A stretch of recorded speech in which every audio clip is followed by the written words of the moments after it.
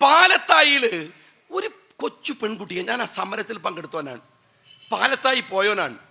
അവിടെ ഒരു പെൺകുട്ടിയെ ഒരുത്തം പീഡിപ്പിച്ചു. പീഡിപ്പിക്കപ്പെട്ട പെൺകുട്ടി മുസ്ലിമാണോ?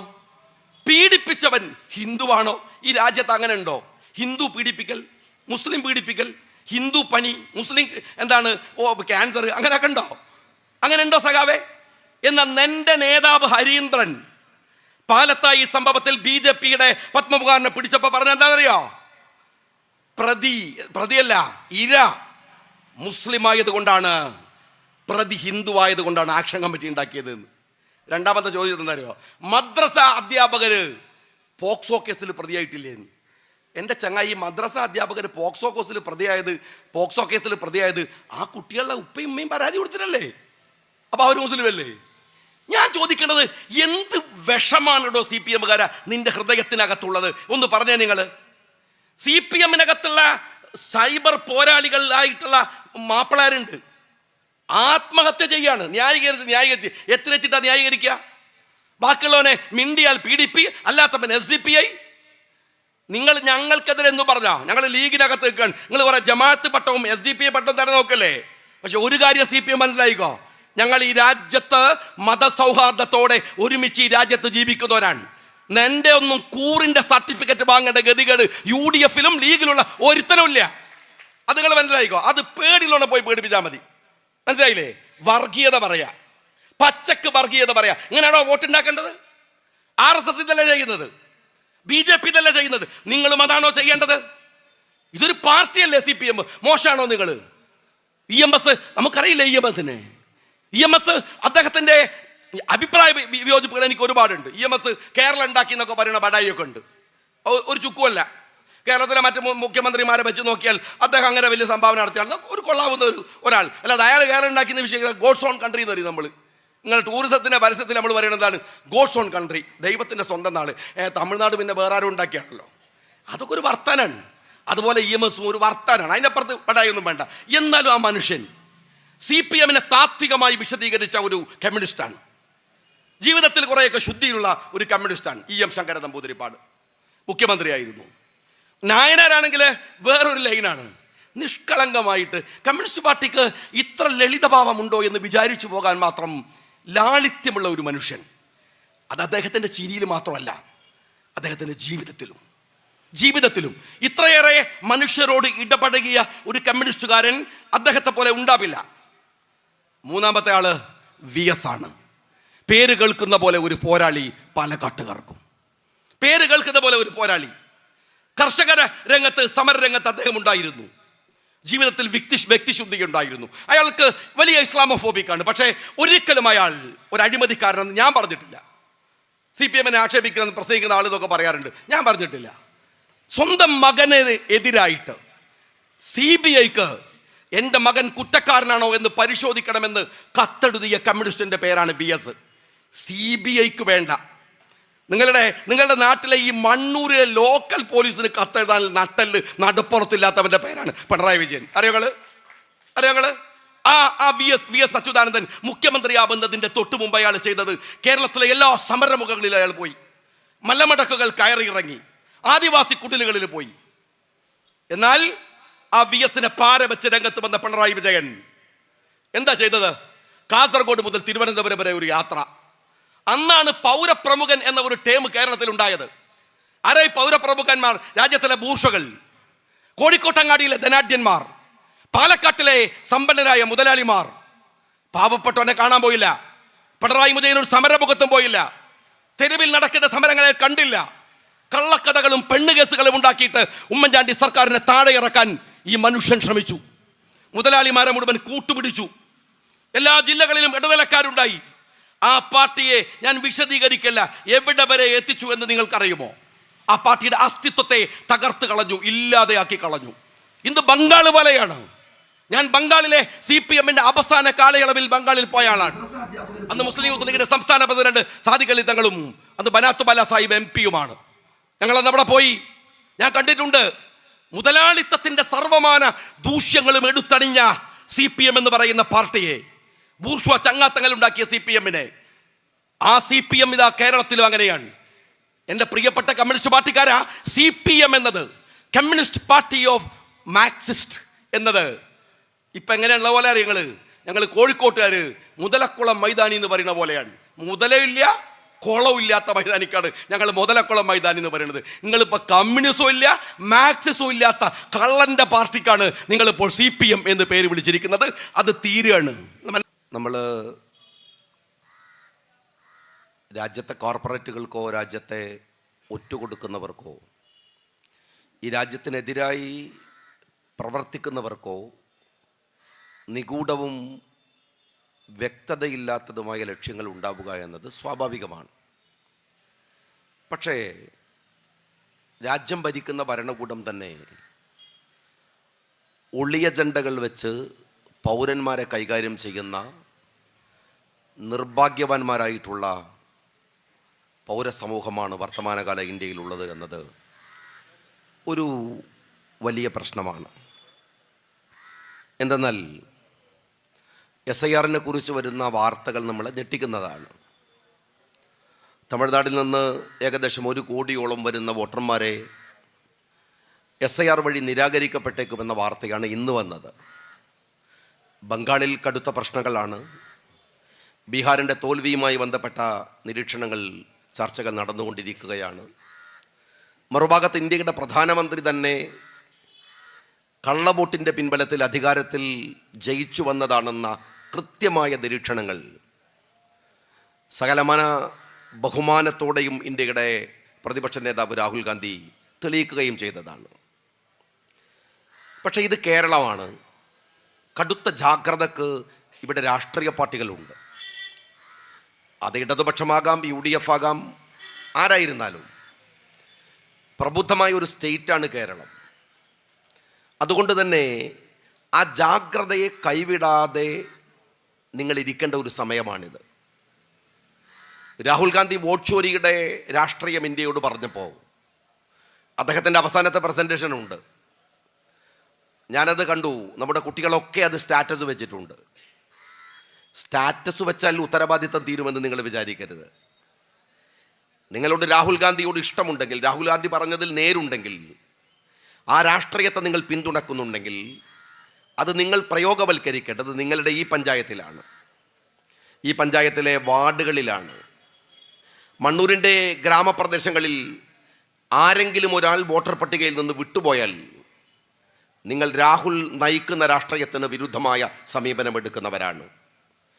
ഏതെങ്കിലും കള്ളത്തരത്തിൽ ഒരാൾ നിങ്ങളുടെ വാർഡിൽ ചേർന്നിട്ടുണ്ടെങ്കിൽ അത് ഡിസ്ക്ലോസ് ചെയ്യേണ്ടത്, ആ സമയത്തത് തടുക്കേണ്ടത്, പറയേണ്ടത് നിങ്ങളുടെ ബാധ്യതയാണ്. അവനവൻ്റെ വീടിൽ നിന്ന്, പരിസരത്തു നിന്നാണ് രാഹുലിന് പിന്തുണ പ്രഖ്യാപിക്കേണ്ടത്. രണ്ടാമത്തെ കാര്യം, നിങ്ങൾ ഈ തെരഞ്ഞെടുപ്പിൽ വോട്ട് ചെയ്യുക എന്നത് നിങ്ങളുടെ ആവശ്യമാണെന്നിടത്ത് നിങ്ങൾ കാണണം. ഞാൻ വോട്ട് ചോദിക്കാനാണ് ഇവിടെ നിൽക്കുന്നത് UDFൻ്റെ സ്ഥാനാർത്ഥികൾക്ക്. പക്ഷെ ഞാൻ UDFകാരോടല്ല പറയുന്നത്, എല്ലാവരോടും. ഇത് ഏതെങ്കിലും ഒരു സ്ഥാനാർത്ഥിയെ ജയിപ്പിക്കാനുള്ള വോട്ടല്ല, ഏതെങ്കിലും ഒരു സ്ഥാനാർത്ഥിയെ തോൽപ്പിക്കാനുമുള്ള വോട്ടല്ല. നിങ്ങൾ തോൽക്കാതിരിക്കാനുള്ള വോട്ടാണ്. എന്തുകൊണ്ടാണ് ഇത് പറയുന്നത് എന്ന് നിങ്ങൾക്കറിയുമോ? നിങ്ങളുടെ വോട്ടിനെ പൗരത്വവുമായി ബന്ധപ്പെട്ട ഒരു പ്രശ്നമായി ഇന്ത്യയുടെ കോടതികൾ കാണുകയാണ്. ഇന്ത്യയുടെ കോടതികൾ ആ നിരീക്ഷണത്തിലേക്ക് എത്തുകയാണ്. കേവലം ഒരു ജയത്തിൻ്റെയും പരാജയത്തിൻ്റെയും പ്രശ്നമല്ല. ഇപ്പോൾ ആസാം നിങ്ങൾക്കറിയാം, ഒരു മോഡൽ സ്റ്റേറ്റ് ആസാമാണ്. NRCയുടെ പൗരത്വ പ്രശ്നങ്ങളുടെ ഒരു മോഡൽ സ്റ്റേറ്റായിട്ട് ഇന്ത്യയിലെ ഫാഷിസ്റ്റ് ഭരണകൂടം പരീക്ഷിക്കുന്നത് ആസാമിനെയാണ്. ആസാമിനെ പരീക്ഷിക്കുമ്പോൾ നിങ്ങളൊക്കെ മനസ്സിലാക്കേണ്ട ഒരു കാര്യമുണ്ട്. കേരളത്തിൻ്റെ സമാനമായ ജനസംഖ്യാനുപാതിക ക്രമമുള്ള ഒരു സ്റ്റേറ്റാണ് ആസാം. അവിടെ മൈനോറിറ്റി മെജോറിറ്റിയാണ്. മൈനോറിറ്റി മെജോറിറ്റിയായ സ്റ്റേറ്റാണ് കേരളമെങ്കിൽ സമാനമായ പെർസെൻറ്റേജാണ് ആസാമിലുമുള്ളത്. ആ ആസാമിലാണ് പൗരത്വ പരീക്ഷണം നടക്കുന്നത്. അവിടെ FT ഉണ്ട്. FT എന്ന് പറഞ്ഞാൽ ഫോറിൻ ട്രിബ്യൂണലാണ്. ഈ ഫോറിൻ ട്രിബ്യൂണലിൻ്റെ മുമ്പിൽ വരുന്ന പ്രശ്നങ്ങളിൽ 2 തരത്തിലാണ് NRCയുടെ വിഷയത്തിലും പൗരത്വ വിഷയത്തിലും അവർ സമീപനം സ്വീകരിക്കുന്നത്. അതിലേറ്റവും പ്രധാനപ്പെട്ടത്, നിങ്ങൾ വോട്ട് ചെയ്താൽ നിങ്ങൾക്കത് തെളിയിക്കാൻ പറ്റിയാൽ, നിങ്ങളുടെ മുൻഗാമികൾ വോട്ട് ചെയ്താൽ നിങ്ങൾക്കത് തെളിയിക്കാൻ പറ്റിയാൽ, പൗരത്വ രേഖകളിലെ സുപ്രധാനമായ രേഖയാണെന്ന് കോടതി പറയുന്നു. ഞാൻ 2 ഉദാഹരണങ്ങൾ, ഇതൊരു നിയത്ത് പോലെ ഞാൻ പറയണമെന്ന് വിചാരിക്കുന്ന ഒരു കാര്യമാണ്. 2 ഉദാഹരണങ്ങൾ പറയാം. ഒന്ന് മൗസുനി ഖാത്തൂൻ കേസാണ്. മൗസുനി ഖാത്തൂൻ എന്ന് പറയുന്ന ഹിന്ദു സ്ത്രീയുടെ പൗരത്വം നിഷേധിക്കപ്പെട്ടു. അത് ബാർപേട്ട FTയിലെ 2019-2020 എന്നാണ് കേസിൻ്റെ നമ്പർ. നിങ്ങൾക്ക് ഗൂഗിളിൽ സെർച്ച് ചെയ്താൽ നിങ്ങൾക്ക് കിട്ടും. അതിനകത്ത് മൗസുനി ഖാത്തൂണിൻ്റെ പൗരത്വം നിഷേധിക്കപ്പെട്ടപ്പോൾ അവരൊരു മുസ്ലിം സ്ത്രീയാണ്. അവർ കോടതിയിൽ ഹാജരാക്കിയത് 966 വോട്ടർ പട്ടികയാണ്. അതിൽ എൻ്റെ പ്രപിതാക്കളുടെ വോട്ടുണ്ടായിരുന്നു. രണ്ടാമത് ID കാർഡ് കാണിച്ചു. മൂന്നാമത് 950 എൻ്റെ കുടുംബം, എൻ്റെ പിതാക്കന്മാർ വോട്ട് ചെയ്തിട്ടുണ്ട് എന്ന തെളിവും കൊടുത്തു. എന്നാൽ നിങ്ങൾ മനസ്സിലാക്കേണ്ടത് ബാർപേട്ട FT ഇവർ വിദേശിയാണെന്ന് പ്രഖ്യാപിച്ചു. ഇതിലെ സുപ്രധാനമായ കാര്യം ഗുവാഹത്തി ഹൈക്കോടതിയുടെ കഴിഞ്ഞ മാസത്തെ വിധിയാണ്. ആ വിധിക്കകത്ത് ഗുവാഹത്തി കോടതി പറഞ്ഞത് താമസരേഖ പൗരത്വ രേഖയാണ്. ഇത് കോടതിയുടെ നിരീക്ഷണമാണ്. ഇനി അതാണ് വരാൻ പോകുന്നത്. ഇനി അതാണ് തീരുമാനമാകാൻ പോകുന്നത്. നിങ്ങളുടെ വോട്ട് ഒരു സ്ഥാനാർത്ഥിയെ ജയിപ്പിക്കാനും തോൽപ്പിക്കാനുമല്ല, പിറന്ന മണ്ണിൽ ജീവിക്കാനുള്ള നിങ്ങളുടെ പൗരത്വത്തിൻ്റെ അടയാളം കൂടിയാണ്. രണ്ടാമത്തെ കേസ് രൂപാലിദാസ് കേസാണ്. രൂപാലിദാസ് കേസ് സോണിത്പൂരിലെ 2018 നമ്പറിൽ FTയിൽ വന്നതാണ്. ഇതും ഇതിന് സമാനമായ ഒരു ഹിന്ദു സ്ത്രീയുടെ ഹിസ്റ്ററിയാണ്. അവർ പറയുന്നുണ്ട് 965 എൻ്റെ പിതാക്കൾ വോട്ട് ചെയ്തിട്ടുണ്ട്, എൻ്റെ മാതാവ്, എൻ്റെ മുത്തച്ഛൻ വോട്ട് ചെയ്തിട്ടുണ്ട്, എൻ്റെ മുത്തശ്ശി വോട്ട് ചെയ്തിട്ടുണ്ട്, 67 വോട്ട് ചെയ്തിട്ടുണ്ട് എന്ന് വെച്ചാൽ അവസാന കോടതി അവർക്ക് പൗരത്വം കൊടുക്കുന്നുണ്ട്. ഞാൻ പറയുന്ന വിഷയം 971 മുമ്പ് നിങ്ങളോ നിങ്ങളുടെ കുടുംബത്തിലെ ഏതെങ്കിലും ഒരു അംഗമോ വോട്ട് ചെയ്തു എന്ന് പറയുന്നത് നിങ്ങളുടെ പൗരത്വം നിർണയിക്കുന്നതിന് തെളിവാണെന്ന് കോടതി പറഞ്ഞ കേസുകൾ 1 100 പലതാണ്. നിങ്ങൾ ഈ ചെയ്യുന്ന വോട്ടുകൾ ഒരു അടയാളപ്പെടുത്തലാണ്. നാളെ നിങ്ങളുടെ മക്കൾക്കോ നിങ്ങളുടെ പേരക്കുട്ടികൾക്കോ ഈ രാജ്യത്ത് ജീവിക്കാനുള്ള അവകാശവുമായി ബന്ധപ്പെട്ട വിഷയമാണ്. ഇത് ഗൗരവത്തോടെ കാണണമെന്നാണ് ഒരു തെരഞ്ഞെടുപ്പ് രാഷ്ട്രീയത്തിലെ മറ്റു രാഷ്ട്രീയങ്ങളിലേക്ക് പോകുന്നതിന് മുമ്പ് ഈ പൗരസമൂഹത്തോട്. നമുക്കൊരു ചുമരുണ്ടെങ്കിലല്ലേ ചിത്രം വരക്കാൻ കഴിയൂ. നമ്മൾ ഈ രാജ്യം ഉണ്ടെങ്കിലല്ലേ, ഈ രാജ്യത്ത് നമ്മൾ നിൽക്കുന്നുണ്ടെങ്കിലല്ലേ ഈ പൊതുയോഗത്തിൻ്റെ സാങ്കത്യമുള്ളൂ, ഈ പഞ്ചായത്തിൻ്റെ സാങ്കത്യമുള്ളൂ, ഈ വർത്തമാനങ്ങളുടെ സാങ്കത്യമുള്ളൂ. അതുകൊണ്ട് ഗൗരവത്തോടെ ആർക്ക് വോട്ട് ചെയ്യണം എന്നതിനേക്കാൾ പ്രധാനമായി പോളിംഗ് ബൂത്തിലെത്തി വോട്ട് രേഖപ്പെടുത്തേണ്ടത് നിങ്ങളുടെ വീട്ടിലെ കൊച്ചുമക്കൾ മുതൽ മുത്തശ്ശന്മാരും മുത്തശ്ശിമാരും വരെയുള്ളവരുടെ ബാധ്യതയാണെന്ന് ഞാൻ നിങ്ങളോട് സാന്ദർഭികമായി ഓർമ്മപ്പെടുത്തുകയാണ്. നമ്മുടെ നാട്ടിൽ ഇത് വോട്ട് ചെയ്യുന്നത് പഞ്ചായത്ത് തെരഞ്ഞെടുപ്പിലാണ് ചെയ്യേണ്ടത്. ഈ പഞ്ചായത്ത് തെരഞ്ഞെടുപ്പുകൾ കേരളത്തിൽ, ഇന്ത്യയിൽ ഇത്രമേൽ സുപ്രധാനമായതിനൊരു കാരണമുണ്ട്. അത് നമ്മുടെ മഹാനായ രാഷ്ട്രപിതാവിൻ്റെ സ്വപ്നമാണ്. ഗാന്ധിജിക്ക് ഈ നാട്ടിലെ എല്ലാ പ്രശ്നങ്ങളോടും ഒരു വീക്ഷണ രീതി ഉണ്ടായിരുന്നു. 47 ഓഗസ്റ്റ് 14 അർദ്ധരാത്രിയിൽ പണ്ഡിറ്റ് ജവഹർലാൽ നെഹ്റു ഉണ്ടായിരുന്നത് ഗാന്ധിജിയുടെ സബർമതി ആശ്രമത്തിലാണ്. നമ്മുടെ ഒരുപാട് ജീവരക്തം കൊടുത്ത് നേടിയ ഈ നാടിൻ്റെ സ്വാതന്ത്ര്യം നാളെ വരികയാണ്. ഒരു വലിയ രാജ്യമാണ്. എങ്ങനെയാണ് നമ്മൾ നയിക്കേണ്ടത് എന്ന് നെഹ്റു ഗാന്ധിജിയോട് ചോദിക്കുന്നുണ്ട്. ഗാന്ധിജി കൃത്യമായ അഭിപ്രായങ്ങൾ പ്രകടിപ്പിക്കുന്നുണ്ട്.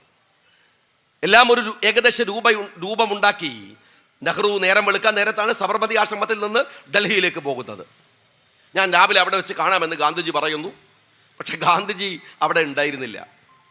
ആ മനുഷ്യൻ നബക്കാലിയിലേക്ക് പോയി. അവിടെ മുസ്ലിങ്ങളും ഹിന്ദുക്കളും തമ്മിൽ കുഴപ്പം നടക്കുകയാണ്. അദ്ദേഹം അങ്ങോട്ട് പോയി. അത് ചരിത്രമാണ്. പക്ഷെ ഗാന്ധിജി നെഹ്റുവിനൊരു കത്ത് കൊടുത്തയക്കുന്നുണ്ട്. ആ കത്തിൽ പറയുന്നുണ്ട്, വിദ്യാഭ്യാസത്തെക്കുറിച്ച് പറയുന്നുണ്ട്. അതിങ്ങനെ അക്ഷരങ്ങൾ പഠിച്ചാൽ മാത്രം പോരാ, മക്കൾക്ക് മൗലികത കൂടി പഠിപ്പിച്ചു കൊടുക്കണം. നിങ്ങൾ ഈ രാജ്യം വികസിക്കാൻ വ്യവസായികൾ വന്നാൽ പോരാ, ഗ്രാമങ്ങളിൽ നന്മകൾ ഉണ്ടാകണം. ഏറ്റവും ദുർബലനായ മനുഷ്യന് അധികാരത്തിൻ്റെ പങ്ക് അനുഭവിക്കാൻ കഴിയാത്തിടത്തോളം ഈ രാജ്യത്തിൻ്റെ സ്വാതന്ത്ര്യത്തിന് അർത്ഥമുണ്ടെന്ന് നിങ്ങൾ വിചാരിക്കരുത് എന്ന് ഗാന്ധിജി പറയുന്നുണ്ട്. ഗാന്ധിജിയുടെ സ്വപ്നമായിരുന്നു ഗ്രാമസ്വരാജ്. ഗ്രാമങ്ങൾക്ക് അധികാരം ലഭിക്കുക എന്ന് പറയുന്നത്. ആ സ്വപ്നങ്ങളെ സാക്ഷാത്കരിക്കാനാണ് രാജീവ് ഗാന്ധി 84-ൽ പഞ്ചായത്തി രാജ് ബില്ല് കൊണ്ടുവരുന്നത്. രാജ്യസഭയിൽ നമ്മുടെ സഖാക്കന്മാർ വലിയ വിപ്ലവകാരികൾ അത് തോൽപ്പിച്ചു കളഞ്ഞു. പക്ഷെ പിന്നീട് കോൺഗ്രസിൻ്റെ ഗവൺമെൻറ് തന്നെ ഈ പഞ്ചായത്ത് രാജ് ബില്ല് വരുന്നു. ഇതിന് കേരളത്തിലൊരു വെർഷനുണ്ട്. എന്താണത്? നിങ്ങൾക്ക് നിഷേധിക്കാനാവാത്ത ചരിത്രം കേരളത്തിലുണ്ട്. കേരളത്തിൻ്റെ നിയമസഭയുടെ ചരിത്രത്തിലെ ഏറ്റവും ദൈർഘ്യമേറിയ നിയമസഭാ സമ്മേളനം ആരാണ് നയിച്ചത് എന്നറിയുമോ? UDF-ന്റെ മന്ത്രിയായ CT അഹമ്മദ് അലി എന്ന ദുർബലനായ സാത്വികനായ, നിങ്ങൾ കണ്ടാൽ മെലിഞ്ഞ് ദുർബലത ഫീൽ ചെയ്യുന്ന, എന്നാൽ തൻ്റെ അകക്കാമ്പ് കൊണ്ട് ശക്തനായ സാത്വിക ഭാവത്തിൽ അന്നും ഇന്നും ജീവിക്കുന്ന CT അഹമ്മദ് അലി സാഹിബാണ്. ഞാനൊക്കെ ചെറുപ്പത്തിൽ ആ പ്രസംഗം ഇങ്ങനെ സാഗൂതം, അതിൽ വരുന്ന അമെൻമെൻറ്റുകൾ, ഇവിടുത്തെ ഇടതുപക്ഷത്തിൻ്റെ ഇടപെടലുകളൊക്കെ വളരെ പോസിറ്റീവായിട്ടാണ് ഞാനതിന് കണ്ടിരുന്നത്. കേരളത്തിൽ ആ പഞ്ചായത്ത് രാജ് ബില്ല് വന്നു. പക്ഷെ പിന്നീട് അതിന് ഒരു തുടർച്ചയുണ്ടായില്ല. നായനാരുടെ ഭരണകാലത്ത് നമുക്കറിയാം ഈ കുടുംബശ്രീയൊക്കെ 2 പഞ്ചായത്തിൽ മാത്രമാണ് വന്നത്. എന്നാലും ഒരു അറ്റംപ്റ്റ് ഉണ്ടായി. പക്ഷേ ചെർക്കുളം അബ്ദുള്ള സാഹിബ് അദ്ദേഹം ആ വകുപ്പ് ഏറ്റെടുത്തപ്പോൾ ഈ കുടുംബശ്രീ കേരളത്തിൻ്റെ ഗ്രാമങ്ങൾ മുഴുവൻ നിറഞ്ഞു. എന്തു ചെയ്യണം എന്നതിന് തീരുമാനമുണ്ടാക്കുന്നത് UDF-ന്റെ മന്ത്രിയായ ഡോക്ടർ MK മുനീറാണ്. മുനീർ സാഹിബ് നിർവഹണ ഏജൻസിയായി തീരുമാനിച്ചത് കുടുംബശ്രീയാണ്. കുടുംബശ്രീ ഇന്നൊരു ഒരു പവർഫുള്ളായ സിസ്റ്റമായി വന്നു. പക്ഷെ ഞാൻ ചോദിക്കുന്നത്, കഴിഞ്ഞ ഒരു 5-8 കൊല്ലമായി ഈ പഞ്ചായത്തുകളുടെ അവസ്ഥ എന്താണ്? ഈ പഞ്ചായത്ത് UDF അല്ലല്ലോ ഭരിക്കുന്നത്, UDF അല്ലല്ലോ. ഞാനിവിടെ ഭരിക്കുന്ന LDF-കാരോട് ചോദിക്കട്ടെ, നിങ്ങളുടെ പഞ്ചായത്തിൽ കഴിഞ്ഞ 5-8 കൊല്ലത്തിനിടയിൽ സംഭവിച്ച മാറ്റങ്ങൾ ഈ പഞ്ചായത്ത് രാജ് സിസ്റ്റത്തിനെതിരാണ്. അധികാരത്തെ വികേന്ദ്രീകരിക്കാൻ വേണ്ടി കൊണ്ടുവന്ന പഞ്ചായത്തി രാജ് ബില്ലിന്റെ ഫലമാണോ നിങ്ങളിപ്പോൾ അനുഭവിക്കുന്നത്? ഗ്രാമങ്ങൾ ശബ്ദരഹിതമായി പോയി. ഗ്രാമങ്ങൾക്കുണ്ടായിരുന്ന അവരുടെ പവർ എടുക്കപ്പെട്ടു. ഒറ്റ കാര്യം ഞാൻ ചോദിക്കാം, ഈ മണ്ണൂരിലെ ഗ്രാമപ്രദേശങ്ങളിൽ എവിടെയെങ്കിലും ബീവറേജസിന്റെ ഒരു ഔട്ട്ലെറ്റ് വന്നാൽ അത് വേണ്ടെന്ന് പറയാൻ നിങ്ങളുടെ ഈ പഞ്ചായത്തിന് അധികാരമുണ്ടോ? നിങ്ങൾ ഈ ബീവറേജസിൽ വിൽക്കുന്നത് എന്താണ്? കുടിക്കുന്നവരുണ്ടാവാം, പക്ഷെ അതിന് കുടിക്കുന്നവരോടും അവൻ വാങ്ങുന്ന ഉൽപ്പന്നത്തിന്റെ പുറത്ത് നീ കുടിക്കുന്നത് വിഷമാണെന്ന് എഴുതി വെച്ച ഒരു ഉൽപ്പന്നം ഈ പറയുന്ന മണ്ണൂരിലെ അമ്പലത്തിനടുത്ത്, പള്ളിയുടെ അടുത്ത്, പള്ളിക്കൂടത്തിന്റെ അടുത്ത്, ചർച്ചിന്റെ അടുത്ത് വേണ്ടെന്ന് പറയാൻ മണ്ണൂരിലെ പഞ്ചായത്തിന് അധികാരമില്ലെങ്കിൽ പിന്നെ എന്ത് കോപ്പിലെ ജനകീയ ആസൂത്രണമാണോ നടക്കുന്നത്?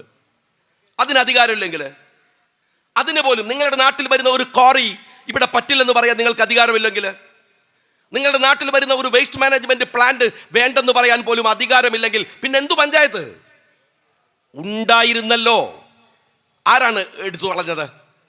ആരാണ് ഈ കള്ള് ഷാപ്പും ചാരായ ഷാപ്പും ബീവറേജസ് ഔട്ട്ലെറ്റും വരുന്ന നിയമം എടുത്തു കളഞ്ഞത്? നിങ്ങളുടെ അധികാരം എവിടെ? ഞാൻ ചോദിക്കട്ടെ, കേരളത്തിന്റെ മുഖ്യമന്ത്രിക്ക് പിടിപ്പത് പണിയില്ലേ? വിശ്രമിക്കാൻ നേരമുണ്ടോ? കാരണം എല്ലാ മന്ത്രിമാരുടെ പണിയും മൂപ്പര് ചെയ്യണം, മൂപ്പര് മരുമോന് മാത്രമേ ഉള്ളൂ, ബാക്കിയുള്ള സാധുക്കൊന്നും പണിയില്ല. അതൊക്കെ നോക്കണം. സ്വന്തം മക്കൾക്ക് വരുന്ന സമൻസ് തന്നെ വായിച്ചു തീർക്കാൻ അയാൾക്ക് സമയമില്ല. ആ സമയത്ത് കേരളത്തിലെ പഞ്ചായത്തുകളുടെ അധികാരം 4 മിഷൻ വെച്ചെടുത്തു. 4 മിഷൻ. ഞാൻ ഓരോന്ന് പറയാം. ഒന്ന് ഹരിത കേരളം മിഷനാണ്. പഞ്ചായത്തിന്റെ അധികാരമായിരുന്നില്ലേ, മുഖ്യമന്ത്രിയിൽ കേന്ദ്രീകരിക്കപ്പെട്ടു. മുഖ്യമന്ത്രിയാണ് ചെയർമാൻ. രണ്ടാമത്തത് ആർദ്രമാണ്. ആർദ്ര എന്ന് പറഞ്ഞാൽ NRHM-ന്റെ ഫണ്ട് നേരെ വരിക നിങ്ങളെ മണ്ണൂർ പഞ്ചായത്തിലാണ്. ആരോഗ്യവുമായി ബന്ധപ്പെട്ട് എവിടെ ഹെൽത്ത് സെന്റർ വേണം, എവിടെയാണ് നിങ്ങളുടെ ക്ലിനിക്ക് വേണ്ടത് എന്ന് തീരുമാനിക്കുന്ന പഞ്ചായത്തിന്റെ അധികാരം NRHM വഴി വരുന്ന പണമടക്കം എടുത്ത് ആരോഗ്യ കേന്ദ്രത്തിലേക്ക് കേന്ദ്രീകരിക്കപ്പെട്ടു.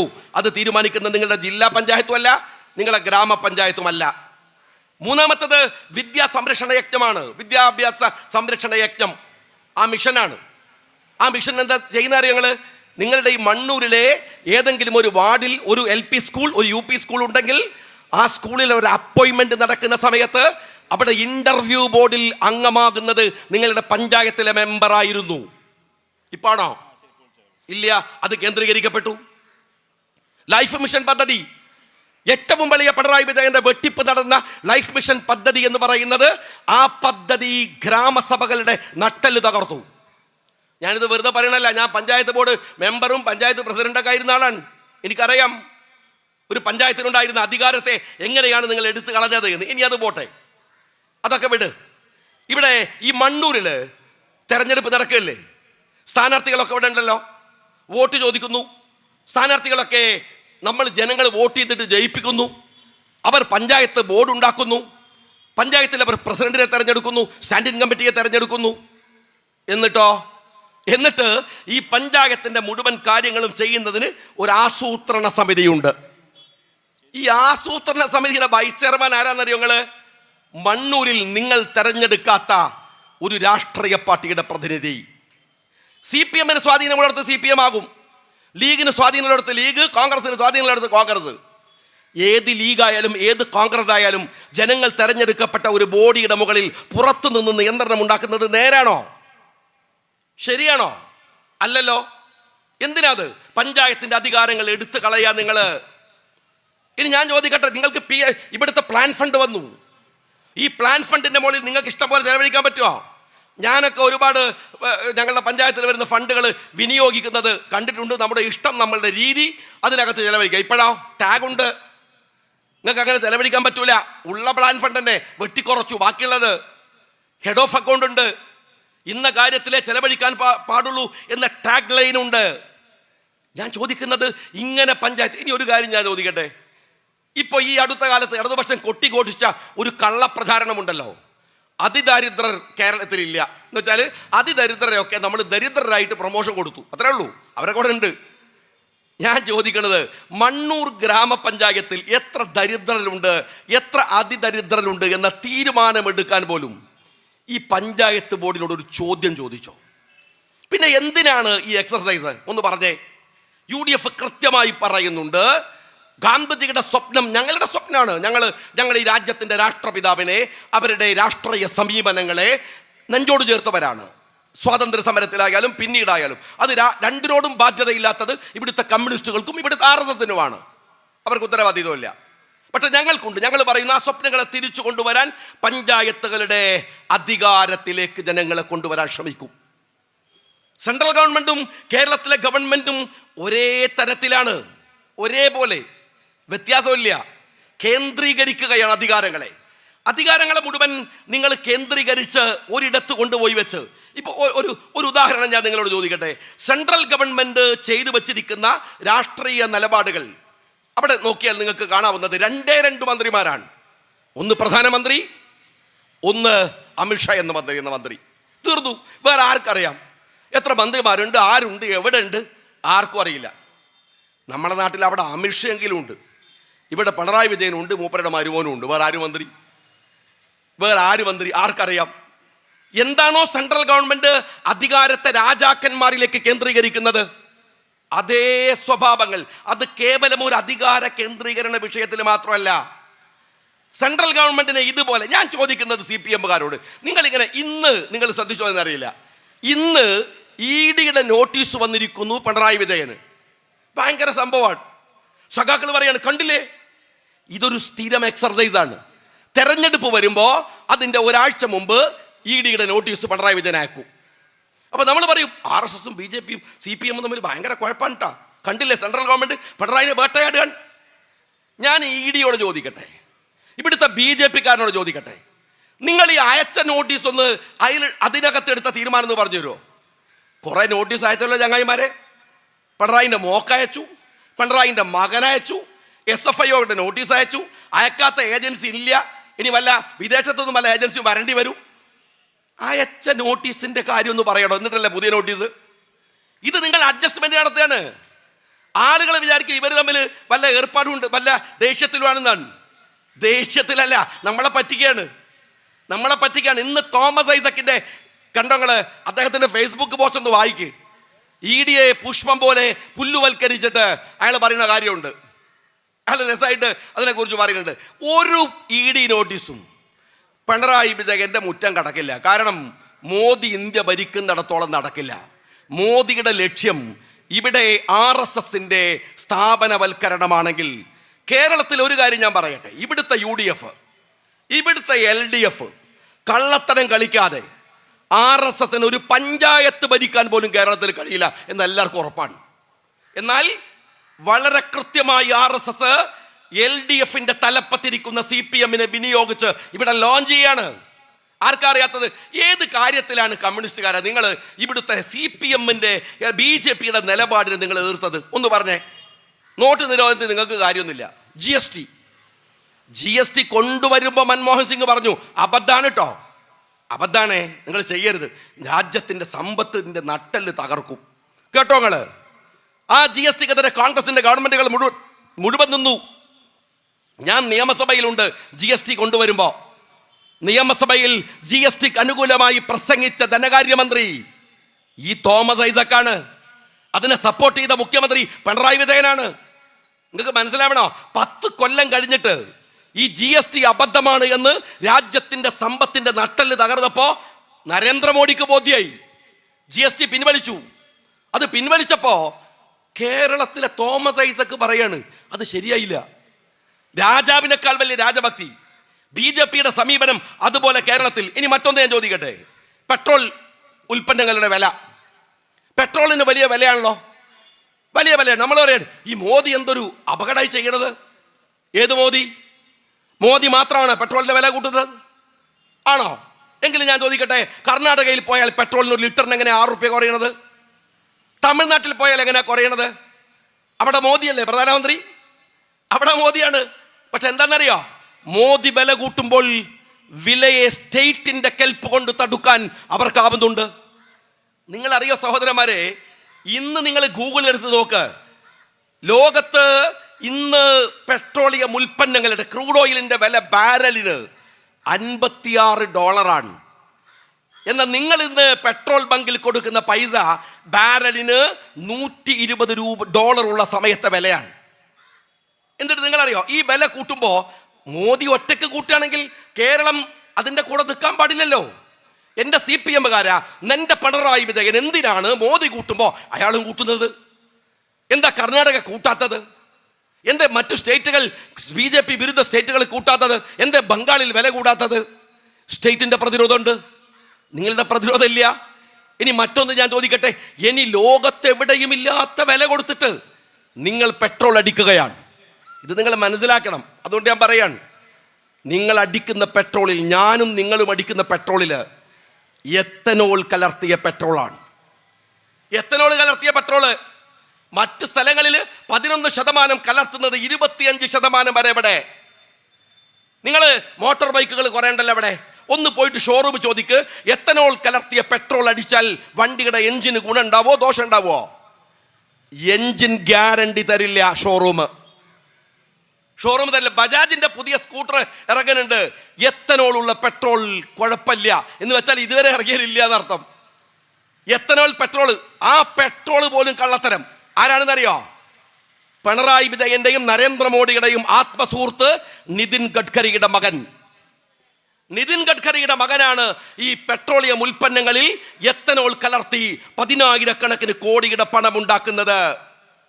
എന്തെല്ലാം ഞാൻ വിശദീകരിച്ച് പറയണില്ല. വോട്ട് ചോരി നമ്മൾ പറയണേ, രാഹുൽ ഗാന്ധി അതിശയകരമായ തെളിവുകൾ കൊണ്ടുവന്നു വോട്ട് ചോരിയെ കുറിച്ച്.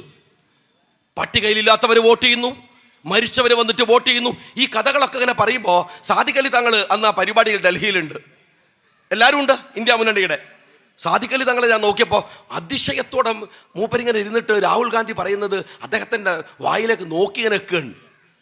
ഞാൻ അപ്പം നോക്കുമ്പോൾ MA ബേബിയോട് അടുത്തുണ്ട്. ഞാൻ അദ്ദേഹത്തെ നോക്കി, MA ബേബി സലീം കുമാർ പറഞ്ഞത് ഇതൊക്കെ നമ്മൾ എത്ര കണ്ടാന്നുള്ള ആൾക്ക് നിൽക്കുകയാണ്. കാര്യം കാര്യങ്ങൾ ഈ BJP എന്ന് പറയുന്ന RSS എന്ന് പറയുന്ന ഒരു ഈ വോട്ട് ചോരി ആരംഭിക്കുന്നതിൻ്റെ വർഷങ്ങൾക്ക് മുമ്പ് കേരളത്തിൽ തുടങ്ങി വെച്ച പ്രസ്ഥാനത്തിൻ്റെ പേര് CPM എന്നാണ്. ഇവർ ഈ കള്ളക്കളി ഒരുപാട് കാലമായിട്ട് ഇവിടെ ചെയ്യൺ. കള്ള വോട്ട് ചെയ്യൽ, മരിച്ചുപോയാൽ വന്ന് വോട്ട് ചെയ്യൽ, രാജ്യത്തില്ലാത്തവർ വോട്ട് ചെയ്യൽ. ഞാൻ ചോദിക്കുന്നത് BJPയുടെ വോട്ട് ചോരിയുടെ അതേ പകർപ്പുള്ളവരാ നിങ്ങൾ? ഇനി മറ്റൊന്ന് ഞാൻ ചോദിക്കട്ടെ, ഇന്നലെ ഉണ്ടായ ഈ ആഴ്ചയിൽ ഉണ്ടായ ഒരു സംഭവം നിങ്ങൾ അറിയോ?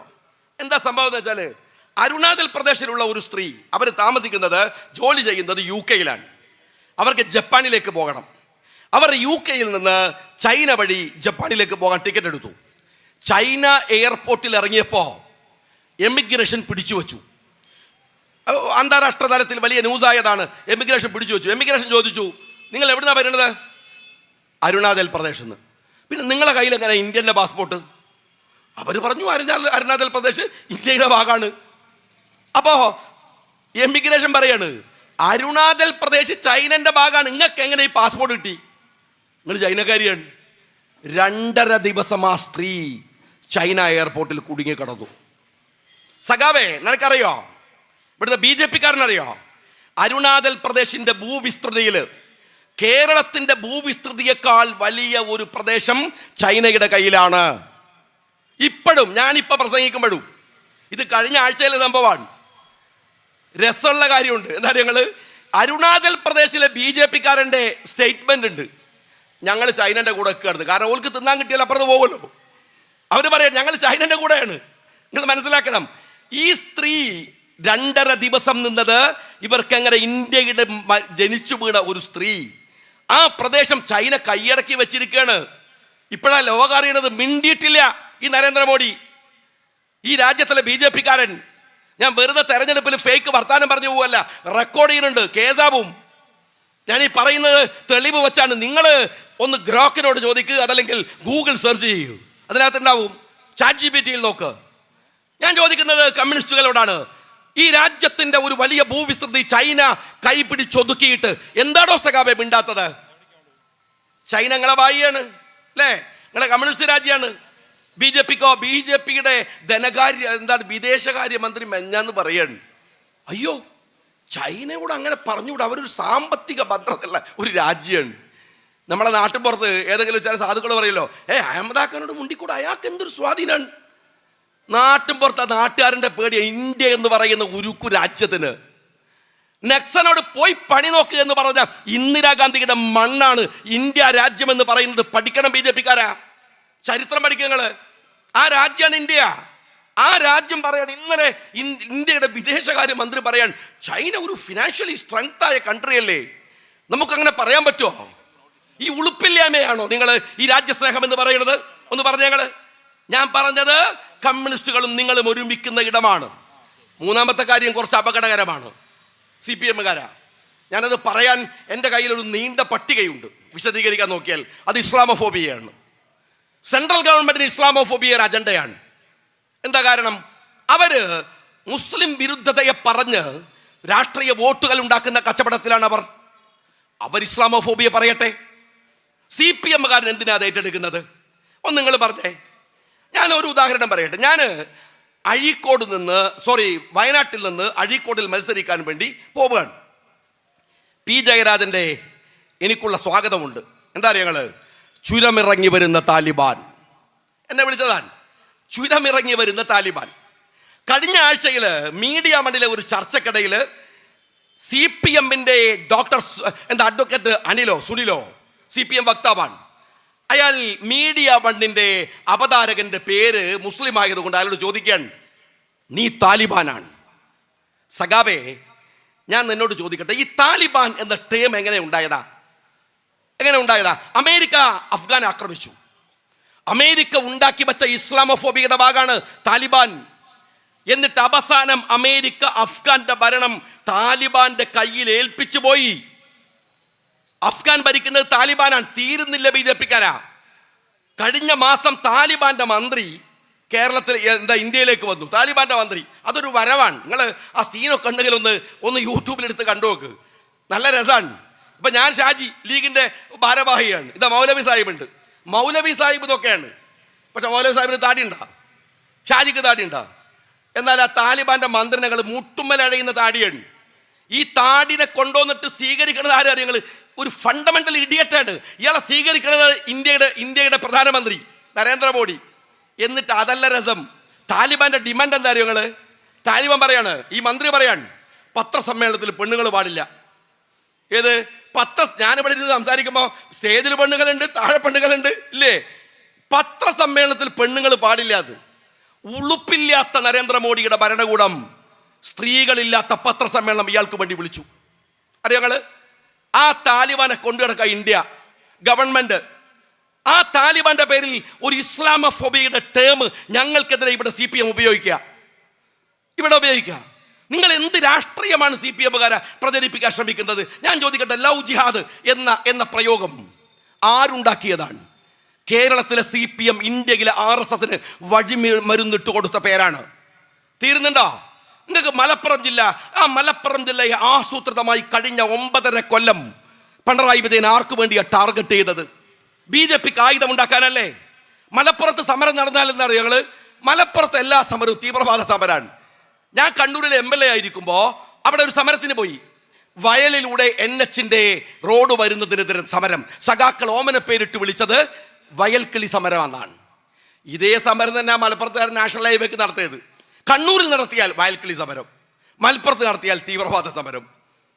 ഇത് പറഞ്ഞത് CPM ആണ്. നിങ്ങൾ മനസ്സിലാക്കണം. മലപ്പുറത്തെ കുട്ടികൾ പഠിച്ചു ജയിച്ചാൽ കോപ്പി അടിച്ച് ജയിച്ചത്. ഇത് പറഞ്ഞത് CPM ആണ്. നിങ്ങൾ ആലോചിക്കണം. കരിപ്പൂരിൽ സ്വർണം പിടിച്ചാൽ അത് തീവ്രവാദ സ്വർണം. കൊച്ചിയിൽ പിടിച്ചാലോ കേവലം ഒരു കസ്റ്റംസ് വേട്ട. കൊടകരയിൽ BJPയുടെ ഹവാല പിടിച്ചാൽ അത് പരിശുദ്ധമായ പണം. കൊണ്ടോട്ടിയിൽ വെച്ചാണ് ഹവാല പിടിക്കുന്നതെങ്കിൽ അത് തീവ്രവാദ ഹവാല. എന്റെ CPM-കാരാ, നിങ്ങൾ ഈ കാലയളവിൽ ചെയ്തു വെച്ച കാര്യമാണ്. പർദ്ദയിട്ട മുസ്ലിം സ്ത്രീ തീവ്രവാദിയാണ്, വിഷജന്തുവാണ്. പ്രയോഗം മടപ്പള്ളിയിലെ SFIയുടെ ഫേസ്ബുക്കിൽ 2017 ഫെബ്രുവരി 9 ചില പ്രത്യേക ആളുകളെ കണ്ടാൽ അറിയാം അവർ കുറ്റവാളികളാണെന്ന്. M Prakashan ex-MLA CPM secretariat member പറയുന്നത് 2021 ഏപ്രിൽ 26 സിദ്ദീഖാപ്പൻ വിഷയത്തിൽ. ഞാൻ വിശദീകരിക്കാൻ നിൽക്കല്ല. കഴിഞ്ഞ ആഴ്ചയിൽ കാസർഗോഡ് മുനിസിപ്പാലിറ്റിയിലേക്ക് CPM-ന്റെ ഒരു സമരം. കാസർഗോഡ് മുനിസിപ്പാലിറ്റിയുടെ മുമ്പിൽ അവരടിച്ചിരിക്കുന്നത് ഒരു പച്ച കളറാണ്. പച്ച കളർ എന്ന് വെച്ചാൽ പച്ചക്ക് 56 വെർഷൻ ഉണ്ട് എന്നാണ് ബർജർ പെയിന്റും അതുപോലെ തന്നെ ഏഷ്യൻ പെയിന്റും ഒക്കെ പറയുന്നത്. 56 കളറുണ്ട്. അപ്പൊ അതിന് പറഞ്ഞ ചോദ്യം എന്താണോ, എടോ ലീഗുകാരാ, നിങ്ങൾ ലീഗ് ഭരിക്കണോണ്ടാണോ ഇവിടെ പച്ച കളർ അടിച്ചതെന്നല്ല. പറഞ്ഞെന്താണെന്നറിയോ, നിങ്ങൾ ഈ രാജ്യം പാകിസ്ഥാനാക്കാൻ നോക്കണമെന്നാണ്. എടോ സഖാവേ, ഒരു കളറിനോട് പച്ച, എടോ CPM-ന്റെ എത്ര പഞ്ചായത്തുകൾക്ക് ചോപ്പടിച്ചിട്ടുണ്ട്. നിങ്ങൾ ചൈന ആക്കുന്നതാണോ എന്ന് ചോദിക്കാത്ത എന്താ അറിയോ, നിങ്ങളെപ്പോലെയുള്ള വിവരദോഷികളും നരമ്പ് രോഗികളല്ല ഞങ്ങൾ എന്നതുകൊണ്ടാണ്. അതുകൊണ്ടാണ് കണ്ണൂർ സെൻട്രൽ ജയിൽ മുഴുവൻ ചോപ്പാണ്.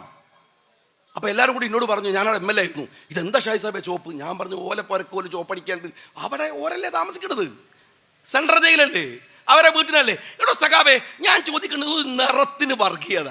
നിങ്ങൾ ആലോചിച്ച് നോക്കണം, ഒരു നിറത്തിന് വർഗീയത. നിങ്ങൾ പാലത്തായിൽ ഒരു കൊച്ചു പെൺകുട്ടിയെ, ഞാൻ ആ സമരത്തിൽ പങ്കെടുത്തവനാണ്, പാലത്തായി പോയവനാണ്. അവിടെ ഒരു പെൺകുട്ടിയെ ഒരുത്തം പീഡിപ്പിച്ചു. പീഡിപ്പിക്കപ്പെട്ട പെൺകുട്ടി മുസ്ലിമാണോ? പീഡിപ്പിച്ചവൻ ഹിന്ദുവാണോ? ഈ രാജ്യത്ത് അങ്ങനെ ഉണ്ടോ? ഹിന്ദു പീഡിപ്പിക്കൽ, മുസ്ലിം പീഡിപ്പിക്കൽ, ഹിന്ദു പനി, മുസ്ലിം എന്താണ് ക്യാൻസർ, അങ്ങനെയൊക്കെ ഉണ്ടോ? അങ്ങനെ ഉണ്ടോ സഖാവേ? എന്നാൽ നിന്റെ നേതാവ് ഹരീന്ദ്രൻ പാലത്തായി സംഭവത്തിൽ BJPയുടെ പത്മകുമാറിനെ പിടിച്ചപ്പോ പറഞ്ഞ എന്താണെന്നറിയോ? പ്രതിയല്ല, ഇര മുസ്ലിം ആയതുകൊണ്ടാണ്, പ്രതി ഹിന്ദു ആയതുകൊണ്ടാണ് ആക്ഷൻ കമ്മിറ്റി ഉണ്ടാക്കിയത്. രണ്ടാമത്തെ ചോദ്യം എന്താ അറിയോ, മദ്രസ അധ്യാപകര് പോക്സോ കേസിൽ പ്രതിയായിട്ടില്ലേ? എൻ്റെ ചങ്ങായി, മദ്രസ അധ്യാപകർ പോക്സോ കേസിൽ പ്രതിയായത് ആ കുട്ടികളുടെ ഉപ്പയും ഉമ്മയും പരാതി കൊടുത്തിട്ടല്ലേ? അപ്പൊ അവർ മുസ്ലിം അല്ലേ?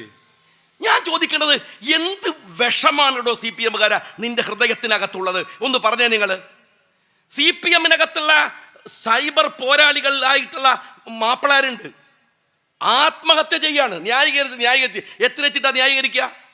ബാക്കിയുള്ളവനെ മിണ്ടിയാൽ PDP, അല്ലാത്തവൻ SDPI. നിങ്ങൾ ഞങ്ങൾക്കെതിരെ എന്ന് പറഞ്ഞാ ഞങ്ങൾ ലീഗിനകത്ത് നിൽക്കാൻ നിങ്ങൾ കുറെ ജമാഅത്ത് പട്ടവും SDPI പട്ടവും തന്നെ നോക്കല്ലേ.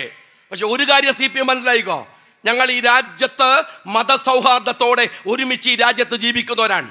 നിന്റെ ഒന്നും കൂറിന്റെ സർട്ടിഫിക്കറ്റ് വാങ്ങേണ്ട ഗതികേട് UDF-ലും ലീഗിലുള്ള ഒരുത്തനും ഇല്ല. അത് നിങ്ങൾ മനസ്സിലായിക്കോ. അത് പേടിയിലോടെ പോയി പേടിപ്പിച്ചാൽ മതി. മനസ്സിലായില്ലേ?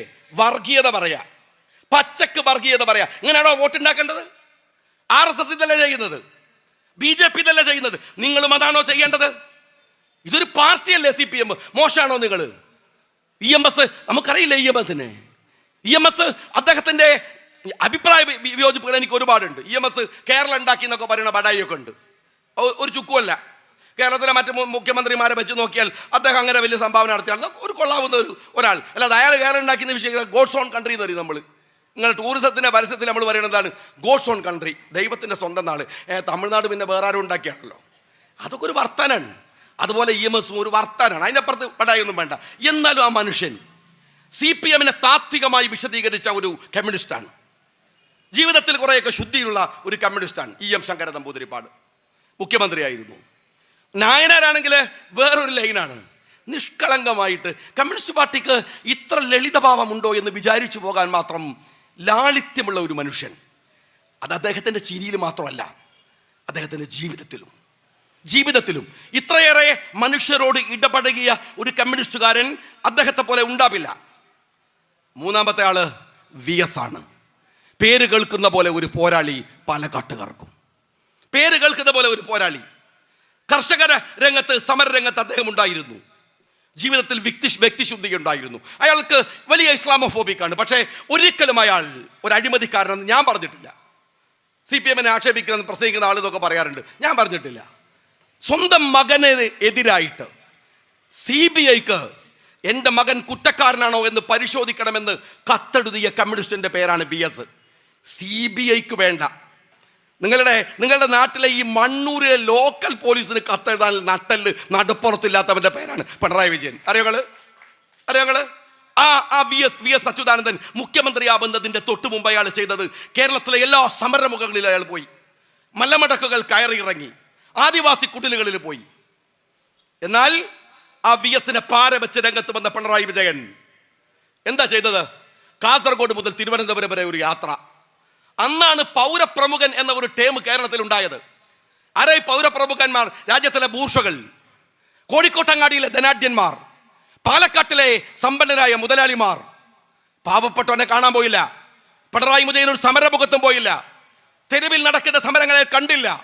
കള്ളക്കഥകളും പെണ്ണുകേസുകളും ഉണ്ടാക്കിയിട്ട് ഉമ്മൻചാണ്ടി സർക്കാരിനെ താഴെ ഇറക്കാൻ ഈ മനുഷ്യൻ ശ്രമിച്ചു. മുതലാളിമാരെ മുഴുവൻ കൂട്ടുപിടിച്ചു. എല്ലാ ജില്ലകളിലും ഇടനിലക്കാരുണ്ടായി. ആ പാർട്ടിയെ ഞാൻ വിശദീകരിക്കില്ല എവിടെ വരെ എത്തിച്ചു എന്ന് നിങ്ങൾക്കറിയുമോ? ആ പാർട്ടിയുടെ അസ്തിത്വത്തെ തകർത്ത് കളഞ്ഞു, ഇല്ലാതെയാക്കി കളഞ്ഞു. ഇന്ന് ബംഗാൾ പോലെയാണ്. ഞാൻ ബംഗാളിലെ CPM-ന്റെ അവസാന കാലയളവിൽ ബംഗാളിൽ പോയ ആളാണ്. അന്ന് മുസ്ലിം യൂത്ത് ലീഗിന്റെ സംസ്ഥാന പ്രസിഡന്റ് സാദിഖ് അലി തങ്ങളും അന്ന് ബനാത്ത് ബാല സാഹിബ് MP-യുമാണ്. ഞങ്ങളന്ന് അവിടെ പോയി. ഞാൻ കണ്ടിട്ടുണ്ട് മുതലാളിത്തത്തിന്റെ സർവമാന ദൂഷ്യങ്ങളും എടുത്തണിഞ്ഞ CPM എന്ന് പറയുന്ന പാർട്ടിയെ, ബൂർഷ്വ ചങ്ങാത്തങ്ങൾ ഉണ്ടാക്കിയ CPM-നെ. ആ CPM ഇതാ കേരളത്തിലും അങ്ങനെയാണ്. എൻ്റെ പ്രിയപ്പെട്ട കമ്മ്യൂണിസ്റ്റ് പാർട്ടിക്കാരാ, CPM എന്നത് കമ്മ്യൂണിസ്റ്റ് പാർട്ടി ഓഫ് മാർക്സിസ്റ്റ് എന്നത് ഇപ്പം എങ്ങനെയുള്ള പോലെ അറിയങ്ങൾ? ഞങ്ങൾ കോഴിക്കോട്ടുകാർ മുതലക്കുളം മൈതാനി എന്ന് പറയുന്ന പോലെയാണ്. മുതലയില്ല കുളവും ഇല്ലാത്ത മൈതാനിക്കാണ് ഞങ്ങൾ മുതലക്കുളം മൈതാനി എന്ന് പറയുന്നത്. നിങ്ങളിപ്പോൾ കമ്മ്യൂണിസവും ഇല്ല മാർക്സിസവും ഇല്ലാത്ത കള്ളൻ്റെ പാർട്ടിക്കാണ് നിങ്ങളിപ്പോൾ CPM എന്ന് പേര് വിളിച്ചിരിക്കുന്നത്. അത് തീരുകയാണ്, മനസ്സിലാക്കിക്കോ, തീരുകയാണ്. നിങ്ങൾ ഈ PMC കൊണ്ടുവരാൻ ശ്രമിച്ചത് ഒരു ഒറ്റ കാര്യം ആലോചിക്കുക. എന്തിനാണ്, എന്ത് കാര്യത്തിനാണ് ആ PMCയെ കൊണ്ടുവന്നത്? നിങ്ങൾ പറഞ്ഞത് 1800 കോടി കാണില്ലേ? 1.5 ലക്ഷം കോടിയുടെ വാർഷിക ബജറ്റ് ഉണ്ടാക്കുന്ന കേരളം 1800 കോടിക്ക് ഈ നാടിൻ്റെ സ്റ്റേറ്റിൻ്റെ അന്തസ്സിനെ BJP-യുടെ മുമ്പിൽ പണയം വെച്ചു. സഖാവേ, നിനക്ക് ഓർമ്മിക്കാവുന്ന സമ്മോഹനമായ ചരിത്രമുണ്ട്. എന്തെന്നറിയോ? ലീഗും CPM ഒക്കെ ഇപ്പോൾ ഏകദേശം ഒരേ ബലമാണ്. നിങ്ങൾക്കുള്ള MP-മാർ, ഞങ്ങൾക്കുള്ള MP-മാരൊക്കെ കടക്കാൻ നമുക്ക് 1-2 സ്റ്റേറ്റിലൊക്കെ അത്യാവശ്യം ശക്തിയുള്ളൂ. നമ്മൾ ചെറിയ പാർട്ടിയാണ്, നമ്മളൊക്കെ കടക്കാൻ. പക്ഷെ ഞാനൊരു കാര്യം നിങ്ങളോട് പറയാം. നിങ്ങൾ കാണിച്ച ഒരു അന്തസ് ഉണ്ടായിരുന്നു. ഒരു പ്രത്യേക ഘട്ടത്തിൽ ഇന്ത്യയുടെ പ്രധാനമന്ത്രി പദം CPM-ന് ലഭ്യമായി. അന്ന് ജ്യോതി ബസുവിനെ പ്രധാനമന്ത്രിയാക്കാമെന്ന് സമ്മതിച്ചു. ആ സമയത്ത് ആ ജ്യോതി ബസുവിനെ പ്രധാനമന്ത്രിയാക്കാമെന്ന് തീരുമാനിച്ച സമയത്ത് CPM-ന്റെ പൊളിറ്റ് ബ്യൂറോ കൂടിയിട്ട് തീരുമാനിച്ചു, ഇല്ല, ഞങ്ങളില്ല, ബൂർഷ്വ സമീപനങ്ങൾ സ്വീകരിക്കേണ്ടി വരും. പ്രധാനമന്ത്രി പദം പുല്ലുപോലെ വലിച്ചെറിഞ്ഞു. എന്തിന്? ബൂർഷ്വ നിലപാടുകൾ സ്വീകരിക്കേണ്ടതിൻ്റെ പേരിൽ CPM. എന്നാൽ CPM-കാരാ, നിങ്ങൾ എന്തിനാണ് ഈ PMC-യിൽ ഒപ്പുവെച്ചതെന്നറിയോ? സത്യസന്ധമായ സ്റ്റേറ്റ്മെൻ്റ് ഇറക്കിയത് നമ്മളെ ശിവൻകുട്ടിയാണ്. ശിവൻകുട്ടി പറഞ്ഞു, അതെന്താന്ന് വെച്ചാൽ ഞങ്ങൾ PMC-യിൽ ഒപ്പുവെച്ചത് മക്കൾക്ക് വേണ്ടിയാണ്. സത്യമാണ്. അപ്പോൾ നമ്മൾ വിചാരിക്കും നമ്മളെ മക്കൾക്കൊക്കെ വേണ്ടിയിട്ടാണ്. അല്ലല്ല, പിണറായി വിജയൻ്റെ 2 മക്കൾക്ക് വേണ്ടിയിട്ടാണ്, ഓരെ രക്ഷിക്കാൻ വേണ്ടിയിട്ടാണ്. അവരുടെ ED കേസിൽ നിന്നും മറ്റും രക്ഷപ്പെടുത്താൻ വേണ്ടി മാത്രമാണ്. സഖാക്കൾ ആലോചിച്ച് നോക്ക്, രാജ്യത്തിലെ സകല കുറ്റവാളികളും ക്രിമിനൽ കേസ് പ്രതികളും എന്തുകൊണ്ടാണ് മുഖ്യമന്ത്രിയുടെ ബന്ധുക്കളാവുന്നത്? മുഖ്യമന്ത്രിയുടെ ഇടവും വലവും നിന്ന ശിവശങ്കരൻ ഇപ്പോഴെവിടെയാണ്? ജയിലിൽ പോയില്ലേ? മുഖ്യമന്ത്രിയുടെ എടവും വലവും നിന്ന വാസു ശബരിമലയിൽ സ്വർണം കട്ടില്ലേ? മുഖ്യമന്ത്രിയുടെ എടവും വലവും നിന്ന പത്മകുമാർ XMLA സ്വർണ്ണക്കേസിൽ പ്രതിയല്ലേ? മുഖ്യമന്ത്രിയുടെ എടവും വലവും നിൽക്കുന്ന കടകംപള്ളി സുരേന്ദ്രൻ സ്വർണ്ണക്കേസിൽ കക്ഷിയാവുമല്ലേ പറയുന്നത്? നമ്മളെ ഉളുപ്പില്ലാത്ത ആരോഗ്യമന്ത്രി നിയമസഭയിൽ ഞാൻ ഇരിക്കുമ്പോഴാണ് പ്രസംഗിച്ചത്. സാർ, ഇത് കുലുങ്ങില്ല. ഈ കപ്പലിനൊരു കപ്പിത്താനുണ്ട്. സത്യമാണ്. സകലമാന കള്ളന്മാരും കയറിയ ഈ കപ്പലിന് ഈ കാട്ടുകള്ളൻ തന്നെയാണ് കപ്പിത്താൻ ആവേണ്ടത് എന്ന് ഞങ്ങൾക്ക് നന്നായിട്ട് അറിയാം. കാട്ടുകള്ളൻ തന്നെയാണ്. ഞാൻ വിനീതമായിട്ട് നിങ്ങളോട് ചോദിക്കട്ടെ, ഒരു രാഷ്ട്രീയ പാർട്ടി എന്നുള്ള നിലക്ക് നമ്മൾ തമ്മിൽ തർക്കവും നമ്മൾ തമ്മിൽ അഭിപ്രായ വ്യത്യാസങ്ങളൊക്കെ ഉണ്ടാവാൻ സഖാക്കളെ, അത് അതിൻ്റെ രീതിയില്ലേ? നിങ്ങൾ ആലോചിച്ച് നോക്കേണ്ടത്. ഇപ്പം ഈ അടുത്ത എല്ലാ കേസ് പോലെയാണോ ഇത്? ഇപ്പോൾ എൻ്റെ മുമ്പിൽ വന്നിരിക്കുന്ന അമ്മ ഉണ്ട്. എൻ്റെ കൂടെ വന്നിരിക്കുന്ന എൻ്റെ ഡ്രൈവറിൻ്റെ കൂടെയുള്ള ഗൺമാൻ, രണ്ടുപേരും സ്വാമിമാരാണ്. ഞാൻ അവരനുഭവിക്കുന്ന ബുദ്ധിമുട്ട് എനിക്കറിയാം. ഈ സമയത്ത് ഇത് മണ്ഡലകാലമാണ്. സ്വാമിമാരുടെ ഒരു അവിടെ പമ്പയിൽ ചെല്ലുന്ന, ഇവിടുന്ന് അവന് പുറപ്പെടുന്ന മുതൽ ശബരിമലയിൽ ഈ കേസ് നിങ്ങൾ നിസ്സാരമായിട്ട് കണ്ടുകൂടാ. അത് KM ഷാജിക്ക് പ്രസംഗിക്കാനുള്ള ഒരു മാറ്ററിൻ്റെ പ്രശ്നമല്ല. നിങ്ങൾ കളിച്ച കളിയൊക്കെ വേറെയാണ്. ഇവിടെ ദൈവത്തിൻ്റെ മുതലാണ് നിങ്ങൾ കട്ടെടുത്തിരിക്കുന്നത്. നിങ്ങൾ മനസ്സിലാക്കണം. എല്ലാ കളവും പോലെ ഇതങ്ങ് മുക്കി വെക്കാം എന്ന് നിങ്ങൾ വിചാരിക്കരുത്. ഒരു ശബരിമലയിലേക്ക് ഇന്ത്യയിൽ ഏറ്റവും കൂടുതൽ വിശ്വാസികൾ വരുന്ന സ്ഥലമാണ് ശബരിമല. ഇന്ത്യയിൽ ഏറ്റവും കൂടുതൽ വിശ്വാസികൾ വരുന്ന സ്ഥലം. അവരിങ്ങനെ മണ്ഡലകാലമായാൽ ഇന്ത്യ മുഴുവൻ ശബരിമലയിലേക്ക് ഒഴുകും. നിങ്ങൾ ഈ കരുവന്നൂർ ബാങ്കിൽ നിന്ന് പൈസ കക്കണ മാതിരി ഇവിടെയും പോയി കക്കല? അങ്ങനെ ഒരു മര്യാദ വേണ്ടേ? അപ്പൊ ചോദിക്കും, ഇന്ത്യയിൽ വേറെ എന്താണ് ആരാധന അമ്പലല്ലേന്ന് ചോദിക്കും. ഇന്ത്യയിൽ വേറെ അമ്പലങ്ങളൊക്കെ ഉണ്ട്. പക്ഷെ ഇതുപോലെ കഠിന വ്രതമുള്ള 41 ദിവസത്തെ വ്രതം അല്ലേ എടുക്കട്ടെ. ഞാൻ വയനാട്ടിൽ രാവിലെ ചെറുപ്പകാലത്ത് കാണുന്നതാണ്. സുബഹി നിസ്കരിക്കാൻ വേണ്ടി നമ്മൾ ഒരുപാട് ഉമ്മയും ഉപ്പയും നിർബന്ധിച്ചാലാണ് എണീക്കുക. വയനാട്ടിൽ നിങ്ങളെക്കാൾ കൂലി സുബഹിക്ക് കിട്ടും, കാരണം അമ്മാരി തണുപ്പാണ്. അപ്പം നമ്മൾ രാവിലെ ഒന്ന് എഴുന്നേറ്റ് പുറത്ത് വരുമ്പോൾ എനിക്ക് നിസ്കരിക്കാനുള്ളൊരു പ്രചോദനമുള്ളൊരു കാര്യമുണ്ട്. എന്താ പറയുക, ഞങ്ങൾ ആ ഉപ്പാൻ്റെ ജീവിതം സഹിക്കാണ്ട് രാവിലെ ചെറുപ്പത്തിൽ എഴുന്നേറ്റ് വന്ന് പുറത്തേക്ക് നോക്കുമ്പോൾ ഉണ്ടാവും ഞങ്ങളെ വീടിൻ്റെ അപ്പുറത്തുള്ള പായ്ക്കുട്ടിയമ്മ പ്രായമായിട്ട് ഇങ്ങനെ വളഞ്ഞിട്ടുണ്ട്. അപ്പോഴും ആ പ്രായത്തിൽ അവർ ആ കൊടും തണുപ്പത്ത് അമ്പലത്തിൽ കുളിക്കാൻ പോവാ രാവിലെ. അവരുടെ വ്രതത്തിൻ്റെ ഭാഗമാണ്. എൻ്റെ വീടിനോട് ചേർന്നാണ് അയ്യപ്പ ക്ഷേത്രം. രാവിലെ മുതൽ കേൾക്കും അവിടുന്ന് അയ്യപ്പ ഭക്തിഗാനങ്ങൾ ഇങ്ങനെ കേൾക്കും. ചെറുപ്പം മുതലെയാണ് ഇവര് 41 ദിവസം ഈ കഠിനവ്രതം പഞ്ചശുദ്ധി വരുത്തണം എന്നാണ് പറയാ. ഈ പോകുന്നവന് വെറുതെ അങ്ങോട്ട് പോയാൽ പോരാ, അവന് പഞ്ചശുദ്ധി വരുത്തണം. ശരീരശുദ്ധി വരുത്തണം, ആഹാരശുദ്ധി വരുത്തണം, വാക്ശുദ്ധി വരുത്തണം, മനഃശുദ്ധി വരുത്തണം, കർമ്മശുദ്ധി വരുത്തണം. ഇതൊക്കെ വരുത്തണം. ഇന്ദ്രിയങ്ങൾക്ക് മുകളിൽ ഒരു നിയന്ത്രണം ഉണ്ടാക്കണം. ഇന്ദ്രിയാണാം ഹി ചരതാം എന്മനോനു വിധീയതേ തദസ്യ ഹാരതി പ്രജ്ഞാം വായുർണിവം വിവാംബസി എന്ന് പറയുന്നുണ്ട്. ഈ ഇന്ദ്രിയങ്ങളുടെ നിയന്ത്രണം പോയിട്ട് നിങ്ങൾ വിശ്വസത്തിന് നിന്നിട്ട് കാര്യമില്ല. അത് നിയന്ത്രിക്കണം. അതിനാണ് ഈ ശുദ്ധി, പഞ്ചശുദ്ധിയും വരുത്തുന്നത്. അത് വരുത്തിയിട്ടാണ് 18ാം പടി കയറുക. 18ാം പടി കയറുമ്പോൾ ഓരോ പടിക്കും കണക്കുകളുണ്ട്. ആ പടിക്കും കൃത്യമായ ആത്മീയ ശുദ്ധീകരണത്തിൻ്റെ വഴികളുണ്ട്. ജ്ഞാനേന്ദ്രിയത്തിൻ്റെയും അഷ്ടരാഗത്തിൻ്റെയും പ്രതീകമാണ് ഈ പടികൾ എന്നാണ് അവർ വിശ്വസിക്കുന്നത്. പോകുന്നവരുടെ വിശ്വാസം അതാണ്. എന്നിട്ട് മലയിലങ്ങ് കയറി ചെല്ലുമ്പോൾ കാണും അത്രേ എഴുതി വെച്ചത് തത്വമസി എന്നാണ്. തത്വമസി എന്ന് പറഞ്ഞാൽ നീ തന്നെയാണ് നീ തന്നെയാണ്. നീ ആരെ തെരഞ്ഞാണോ വന്നത് അത് നീയാണ്. നീ അയ്യപ്പനെ തെരഞ്ഞാണോ വന്നത്? പടി കയറി മുകളിലെത്തിയാൽ എല്ലാവരും അയ്യപ്പന്മാരാണ്. വേറെ വ്യത്യാസമില്ല.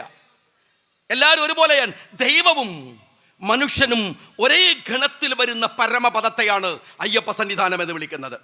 എല്ലാവരും അയ്യപ്പന്മാർ. എന്നിട്ട് പമ്പ വരെ കുറച്ച് നല്ല വഴിയാണ്. പമ്പ കഴിഞ്ഞാൽ ഞാൻ ചോദിച്ചു ഇവരോടൊക്കെ കുറച്ചൊരു ടഫാണ് വഴി. ഇപ്പോഴാണ് പിന്നെ കോൺക്രീറ്റ് ഒക്കെ ഉള്ളത്, പണ്ടങ്ങനെയല്ല. അതുകൊണ്ട് ഞാൻ രാവിലെ അമ്പലത്തിൽ നിന്ന് പാട്ട് കേൾക്കും. കല്ലും മുള്ളും കാലുക്കുമെത്തേ, കല്ലും മുള്ളും മെത്ത പോലെ കാല് സ്വീകരിക്കുക, ചെരുപ്പിടില്ല. പിണറായി വിജയൻ ഇത് ആരോ എഴുതി കൊടുത്തു. വി ഡി സതീശൻ പറയുന്നുണ്ട്, ആരോ എഴുതി കൊടുത്തപ്പോൾ മുമ്പ് വായിച്ചതാണ് കല്ലും മുള്ളും കാലുമ കുത്തിയെന്നാണ്. അങ്ങനല്ല, കല്ലും മുള്ളും കാലുക്കും എത്തേന്നാണ്. ഞാനൊക്കെ ചെറുപ്പം മുതൽ കേൾക്കുന്നതാണ്. എന്നിട്ട് അവർ അയ്യപ്പൻ കൊടുങ്കാട്ടിലാണ് താമസിക്കുന്നത്. അയ്യപ്പന് ബ്രഹ്മചാരിയാണ്. അതുകൊണ്ട് ആർത്തവകാലത്തുള്ള സ്ത്രീകൾ 10 വയസ്സിൻ്റെ താഴെ 50 വയസ്സിൻ്റെ മുകളിൽ അവരെ വരാൻ പാടുള്ളൂ. ശബരിമലയിൽ. അവരെ വരാൻ പാടുള്ളൂ. ആർത്തവകാലത്തിലൂടെ കടന്നു പോകുന്ന പ്രായത്തിലുള്ളവർ വരരുത്. കാര്യമെന്ത്? അയ്യപ്പൻ കോപിക്കും, ക്ഷേത്രത്തിൻ്റെ ചൈതന്യത്തെ അത് ബാധിക്കും. ഇതൊരു വിശ്വാസമാണ്. തലമുറകൾ കൈമാറി ഇന്ത്യയിലെ ഹിന്ദുമത വിശ്വാസികൾ കൊണ്ടുപോകുന്ന അവരുടെ ഒരു വിശ്വാസമാണ്, ആചാരമാണ്. ആ വിശ്വാസത്തെ 2018 സെപ്റ്റംബർ 28 സുപ്രീം കോടതിയുടെ ഒരു വിധി ചോദ്യം ചെയ്യുന്നു. ഇന്ത്യയിലെ നിരവധി കോടതി വിധികൾ അട്ടപ്പുറത്ത് വെച്ച ഈ സർക്കാർ ഈ വിധിയും എടുത്തോടി നടപ്പിലാക്കാൻ പോവാന്ന് പറഞ്ഞു. ബഹളായി. 2019 ജനുവരി 1 വനിതാ മതിലുണ്ടാക്കി. പാലക്കാട്ടുകാർ വനിതാ മതിൽ പങ്കാളിയായി. കോഴിക്കോട്ടുകാരും കണ്ണൂർക്കാരും കാസർഗോട്ടുകാരും കേരളം മുഴുവൻ. എന്നെ അതിശയപ്പെടുത്തിയത് ആ മതിലിൽ ഞാൻ നോക്കുമ്പോ തട്ടമിട്ട പാത്തുമ്മയും പർദ്ദയിട്ട സുബൈദയൊക്കെ ഇങ്ങനെ ഞെളിഞ്ഞിരിക്കുകയാണ്. എന്തിന്? ശബരിമലയിലെ അയ്യപ്പ സന്നിധാനവുമായി ബന്ധപ്പെട്ട കാര്യത്തിൽ പാത്തുമ്മക്ക് എന്ത് കാര്യം? പാത്തുമ്മന്റെ പണിയെടുത്താ പോരെ? സുബൈദയുടെ പണിയെടുത്താ പോരെ? ഇത് വേറെ വിശ്വാസല്ലേ? അതുപോലെ ഇസ്ലാമിലും വിശ്വാസങ്ങളില്ലേ? ഇപ്പൊ കുറച്ച് കഴിഞ്ഞാൽ ബാരി ബാങ്ക് കൊടുക്കുമല്ലോ. ഈ പള്ളിയിൽ നിന്ന് കേൾക്കുന്ന ബാങ്ക് എന്നല്ല, ലോകത്തിലെ ഏതെങ്കിലും ഒരു പള്ളിയിൽ നിന്ന് സ്ത്രീകൾ ബാങ്ക് കൊടുക്കുന്നത് കേട്ടിട്ടുണ്ടോ നിങ്ങൾ? എന്താ കേൾക്കാത്തത്? സ്ത്രീകൾ ബാങ്ക് കൊടുത്താൽ കേൾക്കൂലേ? എന്താ കേൾക്കാത്തത്? കൊടുക്കാത്തതുകൊണ്ടാണ്. എന്താ കൊടുക്കാത്തത്? പറ്റാത്തതുകൊണ്ടാണ്. എന്താണത്? അത് മുസ്ലിങ്ങളുടെ വിശ്വാസമാണ്. ആർത്തവകാലത്ത് ഏതെങ്കിലും മുസ്ലിം സ്ത്രീ ഖുർആൻ ഓതുവോ? നോമ്പെടുക്കോ? ഹജ്ജിന് പോവോ? എന്താണ് നോമ്പെടുക്കോ? അതല്ലെങ്കിൽ അവര് നിസ്കരിക്കോ? ഇല്ലല്ലോ. എന്താ കാര്യം? നടു വളയാത്തതുകൊണ്ട് നിസ്കരിക്കാത്തത്? പറ്റൂല. എന്താ കാര്യം? ഞങ്ങളുടെ വിശ്വാസമാണ്, മുസ്ലിങ്ങളുടെ വിശ്വാസമാണ്. ഈ വിശ്വാസം ഹിന്ദുക്കൾക്കില്ലേ? ഇവിടുത്തെ ഈ കമ്മ്യൂണിസ്റ്റുകാരൻ നാട് പഴപ്പിക്കാൻ വേണ്ടിയിട്ട് നിങ്ങളെയൊക്കെ ഈ സമരത്തിൽ കൊണ്ടുപോകുമ്പോൾ മാറി നിൽക്കാനുള്ള ബുദ്ധി ഈ കുബുദ്ധികളായ കമ്മ്യൂണിസ്റ്റുകൾക്കല്ല, പോയി പെടുന്ന മുസ്ലിങ്ങൾക്കാണ് വേണ്ടത്. തമ്മിൽ തല്ലിക്കുകയാണ്, ഈ സോഷ്യൽ ഫാബ്രിക്കിനെ അപകടപ്പെടുത്തുകയാണ്. എന്തിന്റെ പേരിൽ? ശബരിമലയുടെ പേരിൽ. അറിയോ നിങ്ങള് എത്ര പേരെ 2019 ജനുവരി 1 കഴിഞ്ഞപ്പോ തൊട്ടടുത്ത ദിവസം ശബരിമലയിൽ നിങ്ങൾ സ്ത്രീകളെ കൊണ്ടുപോയി പോലീസിന്റെ സംരക്ഷണത്തിൽ കയറ്റി? അറിയോ നിങ്ങള്? 1 വർഷം വിശ്വാസികൾ സമരമുഖത്തുണ്ടായിരുന്നു. 27,000 ക്രിമിനൽ കേസുകൾ നിങ്ങൾ ഈ വിശ്വാസികളെ പ്രതികളാക്കി. എന്തിന്? നാമം ജപിച്ചതിന്, ശരണം വിളിച്ചതിന് അല്ലേ? ഭക്തന്മാർ പരിപാവനമായി കരുതുന്ന അവരുടെ ഇരുമുടിക്കെട്ടുണ്ട്, അത് റോട്ടിൽ വീണ് ചെതറി. ഈ പിണറായി വിജയന്റെ കാലത്ത് സഖാക്കൾ മനസ്സിൽ വെച്ചോ, അന്ന് തുടങ്ങിയ ശാപാണിത്. പിണറായി വിജയന്റെ മക്കളെ കേസൊക്കെ എത്ര രഹസ്യങ്ങൾ വെച്ചതാണ് പുറത്തായി. ആ ഡിപ്ലോമാറ്റിക് ചാനൽ വഴി എത്ര മനോഹരമായിട്ട് സ്വർണം കടത്തിയതാണ് പുറത്തായി. മനസ്സിലായില്ല നിങ്ങള്? അവസാനം ശബരിമലയിലെ സ്വർണ്ണ കേസും പുറത്തായി. ഓരോ കേസുകൾ ഓരോന്നായി പുറത്തേക്ക് വന്നു. ഇതെന്തുകൊണ്ട്? ഇത് ശാപമാണ്. ഭക്തരുടെ എന്നിട്ട് അവസാനം നിങ്ങൾ മനസ്സിലാക്കണം, ശബരിമലയിൽ ഭക്തരുടെ ചെലവില് പമ്പയിൽ നിങ്ങളുടെ പാപമോചനം നടത്താൻ വേണ്ടിയിട്ട് അയ്യപ്പ സംഗമം നടത്തി. പമ്പയിൽ വിശ്വാസികൾ പോയിരിക്കേണ്ട ശബരിമലയിലെ പമ്പയില് വ്യവസായികളെ കൊണ്ടുപോയി നിങ്ങൾ കുടിയിരുത്തി. ഞാൻ ഒരു കാര്യം CPM-കാരോട് പറയട്ടെ, ഇത് ഈ കളി തീക്കളിയാണ്. ആ തീക്കളിയിലാണ് നിങ്ങളുള്ളത്. ഇത് സൂക്ഷിക്കണം. ഒരൊറ്റ കാര്യങ്ങൾ മനസ്സിലാക്കണം, വിശ്വാസവും മതവും തമ്മിൽ വ്യത്യാസമുണ്ട്. വിശ്വാസവും മതവും വേറെ വേറെയാണ്. ഇപ്പൊ ലീഗിലുള്ള മുസ്ലിം ലീഗ് എന്നൊക്കെ പറയണില്ലേ? ഇപ്പൊ ഞാനാവട്ടെ, മുസ്ലിം ലീഗുകാരാവട്ടെ, അല്ലെങ്കിൽ മുസ്ലിങ്ങളാവട്ടെ, പേര് കൊണ്ടവൻ മുസ്ലിമാണ്, വിശ്വാസിയാണോ? ആയിക്കൊള്ളണമെന്നില്ല. അവന് പേരുകൊണ്ട് മുസ്ലിം ആയവനൊക്കെ സ്വർഗത്തിൽ പോവോ? അങ്ങനെ മുസ്ലിങ്ങൾ വിശ്വസിക്കണില്ല. അവൻ ഹിന്ദുവാണ്, ഒരു കാനേഷുമാരി കണക്കെടുത്താൽ വിശ്വാസിയാണോ? വിശ്വാസം വേറെയാണ്. കാനേഷുമാരി ജാതി വേറെയുമാണ്. നിങ്ങൾ ഇയാളെ പിടിച്ചിട്ട് ദേവസ്വം ബോർഡിന്റെ ചെയർമാനാക്കുക, മന്ത്രിയാക്കുക, വാസവന മന്ത്രിയാക്കും. എന്താ കാരണം? അയാൾ ഹിന്ദുവാണ്, പക്ഷെ വിശ്വാസിയല്ല. അതുകൊണ്ട് അയാൾ ശബരിമലയിലെ സ്വർണ്ണം അടിച്ചു മാറ്റുമ്പോൾ കരുവന്നൂർ ബാങ്കിൽ നിന്ന് പൈസ അടിച്ചു മാറ്റുന്ന അതേ ലാഘവമാണ്, ഒരേ കൂളായിട്ട്. അവർക്ക് വിശ്വാസമില്ല. എന്നങ്ങൾ മുസ്ലിം ആവണ്ട, ഹിന്ദു ആവണ്ട, വേറൊരു മതത്തിലെ വിശ്വാസിനെ പോലും വെച്ചാൽ ദൈവത്തിന്റെ തൊടൂല, പേടിയാണ്. കാരണം അവൻ്റെ വിശ്വാസിയാണ്. നിങ്ങൾ ഈ കമ്മ്യൂണിസ്റ്റുകളെ സൂക്ഷിക്കണം സ്നേഹമുള്ളവരെ. ഇവര് നിങ്ങൾക്കെതിരെയുള്ള അപകടകരമായ രീതിയാണ് പരീക്ഷിക്കുന്നത്. സഖാവ് പിണറായി വിജയൻ കളിക്കുന്ന ഏറ്റവും മോശപ്പെട്ട, കേരള ചരിത്രത്തിൽ തുല്യതയില്ലാത്ത ഈ കളിക്കെതിരെയാണ്. ഇത് ഞാൻ ആദ്യമേ പറഞ്ഞു തുടങ്ങി നിങ്ങളോട്. കാരണം ഇത് നമ്മുടെ സമരമാണ്, നാം നയിക്കുന്ന സമരമാണ്. ജയിക്കുന്നതാര് തോൽക്കുന്നതാര് എന്നതല്ല. പക്ഷെ തോൽക്കേണ്ടത് അധാർമികതയാണ്, കള്ളക്കൂട്ടുകച്ചവടമാണ്. എല്ലാവരും എന്തൊരു സങ്കടമാണ്. ഇതുപോലൊരു കാലുണ്ടായി എല്ലാവരും നിന്ന് കക്കുകയാണ്. പിണറായി വിജയന് വേറെ ബൈക്ക് രാവിലെ മുതൽ തുടങ്ങിയ അടിച്ചുമാറ്റലാണ്. മോൻ്റെ പേരിൽ ഇഡി നോട്ടീസ്, മോളെ പേരിൽ ഇഡി നോട്ടീസ്. അതും പേരുന്നത് ഇവരുടെ തറവാട്ടിൽ ആണെ തിരക്കടില്ല, ക്ലിഫ് ഹൗസിൽ മോൻ്റെ പേരിൽ ഇഡി നോട്ടീസ് വന്നപ്പോൾ ഞാൻ പറഞ്ഞു, തമിഴ്നാട്ടിൽ തൊട്ടടുത്ത് പോയ തമിഴ്നാട്ടിൽ തസ്കര ഗ്രാമം എന്നൊക്കെ കേട്ടിട്ടുണ്ട്. എന്നാൽ ഒരു തസ്കര ഫാമിലി നമ്മൾ ആദ്യമായിട്ട് കേൾക്കുന്നത് ഈ പിണറായി വിജയൻ്റെ ഫാമിലിയാണ്.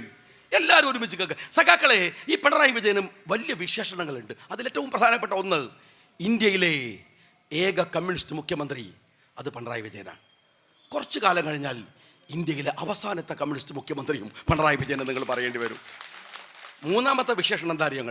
12 മുഖ്യമന്ത്രിമാരിൽ മകനും മകൾക്കും സ്നേഹപൂർവ്വം അച്ഛനും ഒരുപോലെ ഇഡി നോട്ടീസ് കിട്ടിയിട്ടുള്ള ഏക മുഖ്യമന്ത്രിയും സഖാവ് പിണറായി വിജയനാണ്.